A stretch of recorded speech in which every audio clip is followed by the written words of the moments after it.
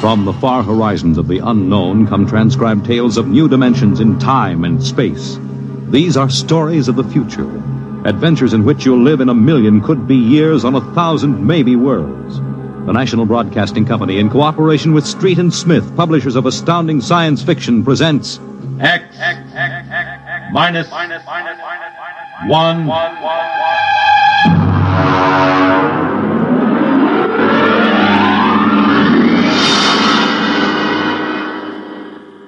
Tonight's story, First Contact, by Murray Leinster.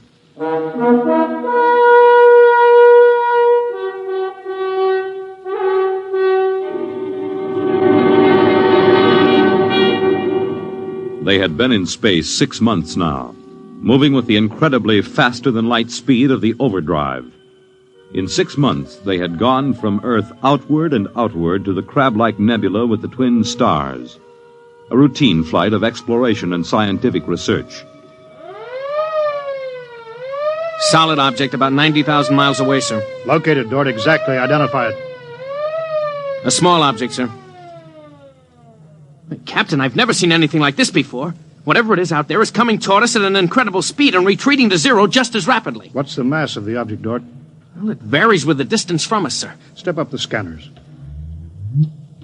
Nothing, sir. Absolutely nothing shows out there. And yet there must be something. Those alarms are foolproof. Action stations, man all weapons. Condition of extreme alert in all departments immediately. Captain, what is it? Dort, I ran into the same thing once before on the Earth-Mars run. We were being located by another ship, and their locator beam was the same frequency as ours. Every time it hit, it registered as something solid and monstrous. But, Captain, we're the only Earth ship in 18 light years around. How? I didn't say it was another Earth ship out there, Dort. Another race? That's right. There's a spaceship out there, all right. But it's not manned by human beings.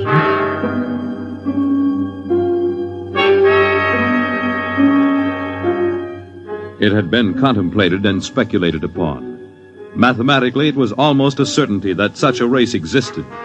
But in 18,000 Earth years, no human spaceship had ever encountered them. Now the situation was precipitated, and somewhere outside the Earth vessel there was an alien race. Of what shape? Of what quality? Of what psychology? It's moving, sir. Heading right for us. At that speed, we'll be in touch in 10 minutes. Heading right for us, huh? Just what we'd do if a strange ship appeared in our hunting grounds. Friendly? Well, maybe. We'll try to contact them. We have to do that. But friendly? Thank the Lord for the blasters. They may not be hostile, sir. Well, they may be. That's what I'm paid for. Put on this job for, to worry about the troubles that may never happen. To all hands, now hear this. A ship is approaching manned by an alien race. I'll give the signal for attack or defense if it be necessary. There'll be no move made unless I give the order. I do not wish to provoke trouble. Stand by. Their ship is slowing down, sir. It's stopped. Weapons Department, report. Weapons Department, report. Alien ship remarked. Target fixed. Weapons alert. Communications Department, report. Communications Department, report. We're receiving a modulated short wave, sir. Frequency modulated. Apparently a signal. Not enough power to do us any harm. We'll try to make some sense out of it. Report any progress to me immediately. One thing in their favor, sir. They didn't attack immediately without question. They're trying to establish contact. That seems to indicate they're reasonable. We'll see. What are they doing now? Can you make out the locator screen? Bring that power up. They're doing something now, sir. There's a section of the hull opening. Probably an airlock, sir. If they breathe there. They're letting something out. It's round. A bomb, sir? Unknown object released from alien ship. Observed by Weapons Department and targeted. Stand by. See what they're doing, sir? They've left the object out there right where they were. And now they're withdrawing the ship. There's no reason why that object couldn't be a bomb, Mr. Dort. Intended to let us think precisely as you're thinking right now. I just have a hunch, sir. I think they're friendly. I think whatever it is out there is a means of communication. You're probably right, but I won't gamble the ship on a probability. Sir, I'd like to volunteer to go out there and look that thing over. You understand whoever does examine it is expendable. Yes, sir. Requisition a lifeboat. If it's all right with you, sir, I'd prefer just a suit with the drive in it. It's smaller and the arms and legs won't make me look like a bomb. And I'll carry a scanner, sir. You may leave when you're ready. Thank you, sir.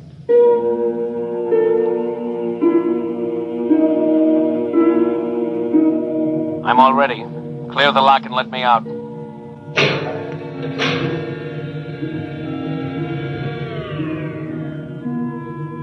Weapons Department reporting to the captain.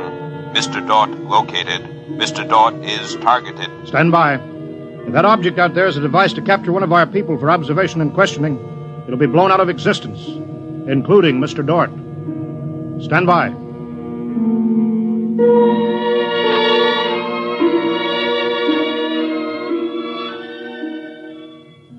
Mr. Dort.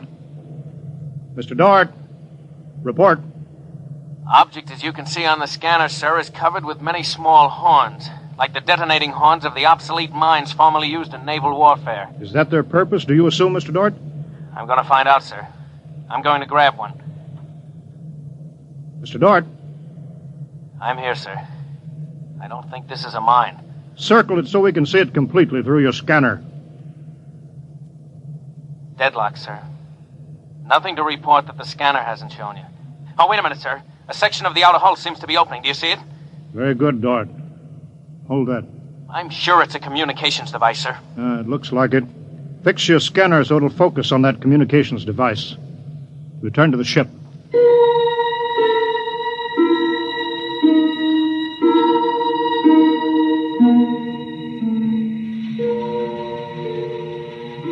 Communications Department. Communications Department. Progress report, please. We've established communication, sir. Is there a psychologist on the team down there with you? Yes, sir. Mr. Burns is working with us. Will both of you please report to the bridge at once?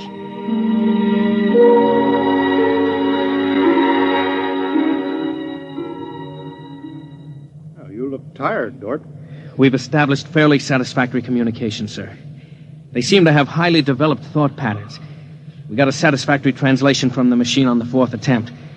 We can say almost anything we want to say to each other now. Of course, how much of what they tell us is the truth, we have no way of knowing. Mr. Burns, you're the psychologist. What do you think? Well, I don't know, sir. They seem to be completely direct. They haven't let slip even a hint of the tenseness we know exists. They act as if they were setting up a means of communication for friendly conversation, but, well, there's an overtone that... Yeah? Well, Mr. Burns, I have a decision to make. On the one hand, opening contact with the friendly people of a vastly different culture could only be beneficial to us of Earth. On the other hand, if they're hostile, I ought to blast them out of existence without any other preliminaries. Oh, but, sir, you can't... I'm not talking to you, Dort. It's not warranted yet, sir. Yes. Now, hear this, all departments. Hear this, all departments. This ship is on an extended alert. Provisions will be made so that personnel can have maximum rest and nourishment.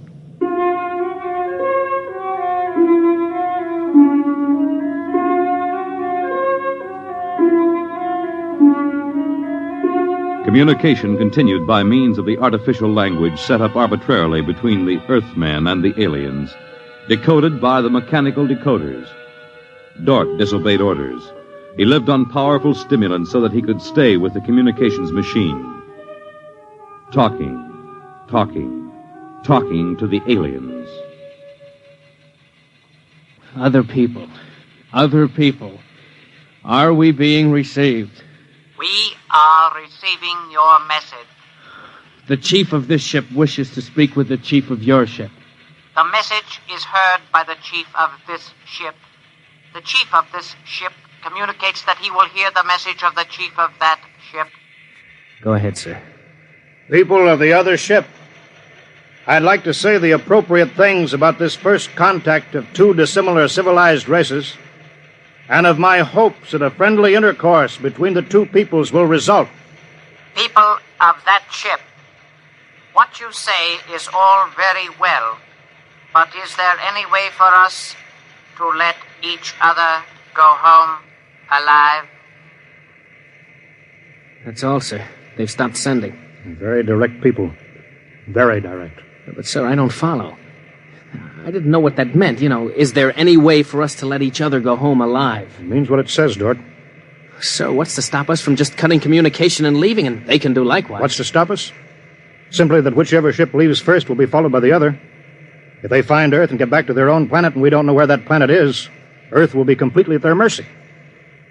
If they leave first, we'll follow them. We'll attempt to find their home planet. Dort, could you swear to any decision that the policymakers on Earth will come to? Sir, even if they do follow us, the closer we get to home, the more of our ships and weapons they'll face. They'd never get away. Well, how do you know that they can't communicate with their home planet without returning? We can't, sir. How do you know they can't? I don't, sir. So that's the situation. We'll sit out here, facing each other, trying to outguess each other, until time wears us out. And we'll have to face the fact. Either they destroy us or we destroy them. Navigation officer, attention. Navigation officer, attention. Every star map on this ship is to be prepared for instant destruction. The chief of this ship wishes to know whether the chief of that ship can suggest an answer to the problem concerning us both. Do you want me to answer that, sir? I'll answer it myself. Tell me when to talk. Now, sir. I am giving that matter personal attention. Every effort will be bent to the solution of this problem. Will you consider a temporary truce in the meantime? What would a truce gain? Could we trust you? Would you trust us? I suggest that we continue as we have up to this particle of time. I agree. Sign off, Dort.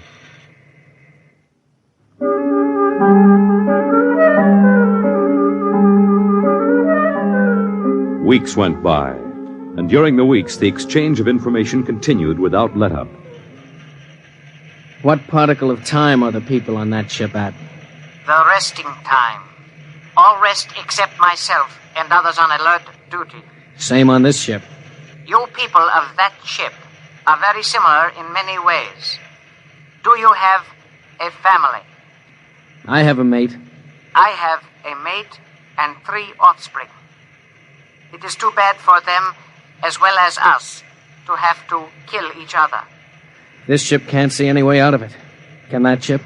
If we could believe each ship, yes. Our chief would like it. But we can't believe you, and you are afraid that we do not tell truth, although we do. This ship would trail you home if this ship were able to. That ship would do the same. But this ship feels sorry about it. I believe you're a friend. I share your belief and like you. But there is a possibility that you were put to make a trap for me. I will stop now and think it over.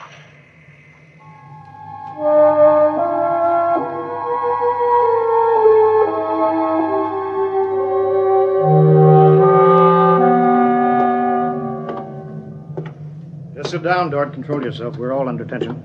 Doesn't do any good to pace like some caged animal. Yes, sir. All right, now, I've read the complete transcription of your conversations with this one alien. What does it prove, Dort? Sir, these people are so much like us in their thinking. Well, sir, they're likable. They're likable and they breathe oxygen. Their air is 28% oxygen instead of 20. But they could do very well on Earth. It'd be a highly desirable conquest for them. Dort, I'm as set against violence as you are. I don't see any way out of this. And I think we've got to break this status quo. So if in 70 hours we don't see any other way, then I have no further choice. I'll blow them to bits.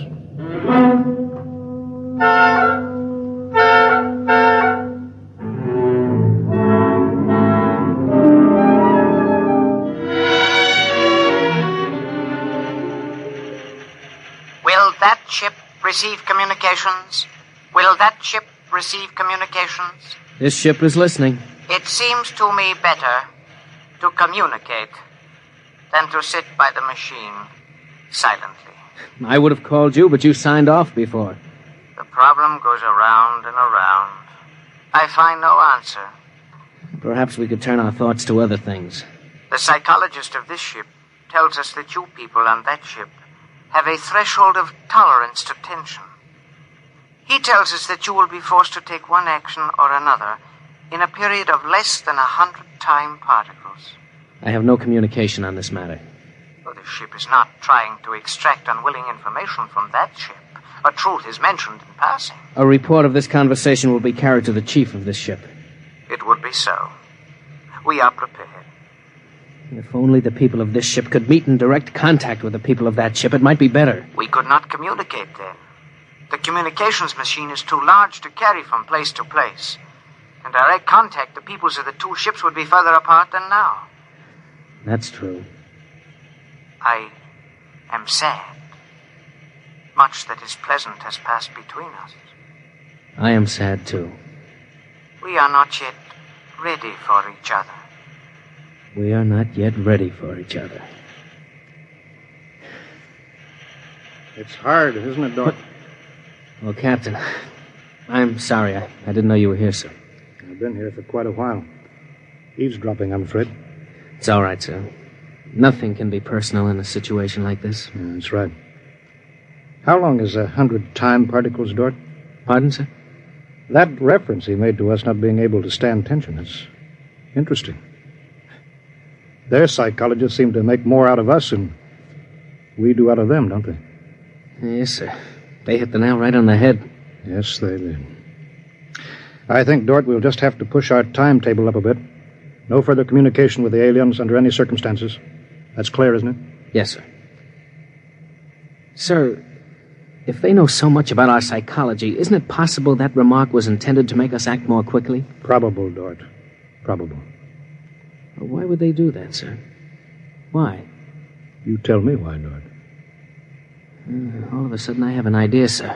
And it's crazy. It doesn't matter how crazy. I'll listen to it. Sir, I think these people are playing some kind of a joke on us. Joke? A joke, Dort? Yes, sir. Over and over again, I've noticed what I think is a sense of humor.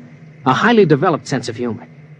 Do you recall when we went to all the trouble to set up a fictitious star map and then they just sent us back a mirror image of the same one? I think somehow they're playing a joke on us. Well, maybe you're right. In which case, you've seen practical jokers, Dort. Their jokes aren't always funny. Sometimes they hurt people.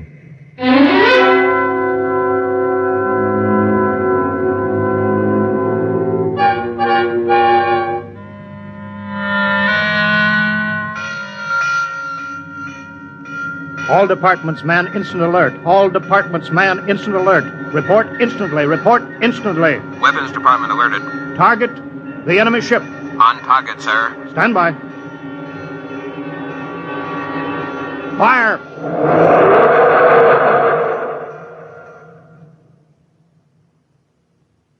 They're gone, sir. Not a trace of them left. Not a tiny trace. Now we can go home.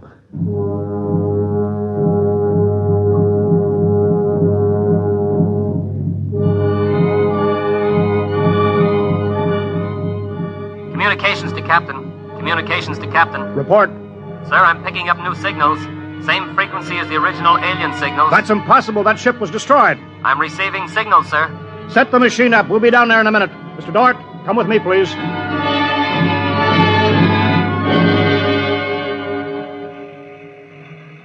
It's good to be on the way home. Yes, it is good. Do you suppose we'll ever figure out what happened to the other ship? Never. A blinding flash and they were gone. I suppose they couldn't figure a way out of the situation. An unstable people. They had no sense of humor to cope with the situation. They exploded themselves out of existence. It seems reasonable. They must have had powerful weapons to destroy themselves so completely. Yes, what a shame. In a way, I grew to like them. This isn't meant for us, sir. I don't know what's happening, but I think we're overhearing a private conversation. I understand, Dort. Be quiet, will you? Many things might have come out of a relationship with that people. They were describing a disease they call cancer. I think it is similar to the Frogren syndrome. We might have helped them. They might have helped us, too. Well, too bad. We'll never find them again, I think. The odds of such a chance meeting in the vast space of the whole universe. There are no figures for such odds, are there? Turn it up, Dort. Turn it up louder. That's all there is, sir. The signal stopped there. Sir, I don't know how, but somehow when we fired at them, we didn't destroy them, but we did set up a condition whereby they've become invisible to us and we've become invisible to them. Captain to Engineering Department. Halt forward motion. Captain, why are we stopping? Listen, Dort, you say they're in. They are, but they're not destroyed because we just heard them.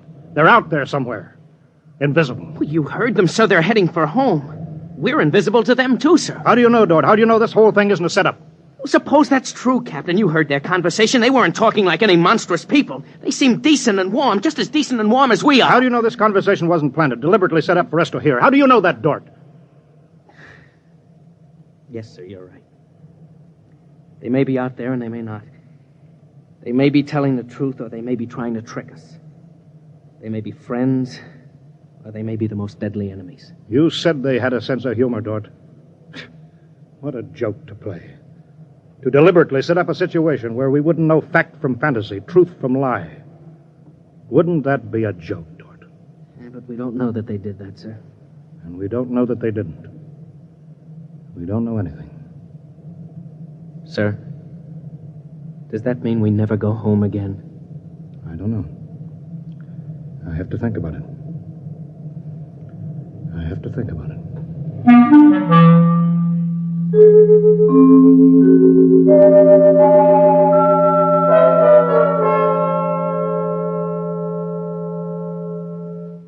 You have just heard X-1, presented by the National Broadcasting Company in cooperation with Street and Smith, publishers of astounding science fiction. Tonight, by transcription, X-1 has brought you First Contact, written by Murray Leinster and adapted for radio by Howard Rodman. Featured in the cast were Wendell Holmes, Bob Hastings, Clark Gordon, William Lally, and Stan Early. Your announcer, Fred Collins. X-1 was directed by Daniel Sutter and is an NBC Radio Network production.